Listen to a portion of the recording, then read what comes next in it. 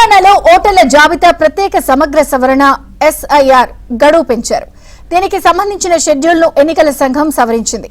SIR ప్రక్రియ నత్తనడకగా సాగుతుంది ఉన్నందున గడువు పొడిగించాలని పలు పార్టీలు ఇంతకు ముందే ఈసీని కోరాయి.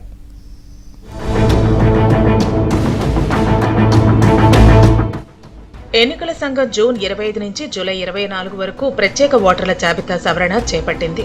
తెలంగాణలో సుమారు 89.88 లక్షల ఓటర్ల వివరాల్లో తేడాలున్నట్లు ఈసీ గుర్తించింది. డూప్లికేట్ ఓట్లు, మరణించిన వారి వివరాలను సరిచేసేందుకు బీఎల్ఓలు ఇళ్లకు వస్తున్నా కొన్ని ప్రాంతాల్లో ప్రజలు అందుబాటులో లేకపోవడంతో ఎన్యూమరేషన్ ఫారాలు వెనక్కి రావటం లేదు. సర్ ప్రక్రియ గ్రేటర్ హైదరాబాద్ లో నత్తనడకన సాగుతోంది.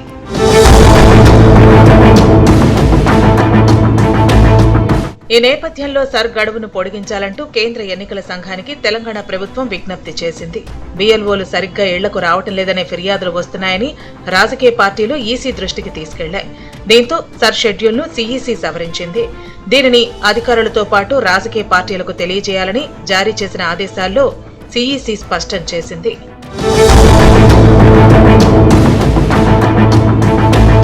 ఈ నేపథ్యంలో గడువును కేంద్ర ఎన్నికల సంఘం సీఈసీ పొడిగించింది.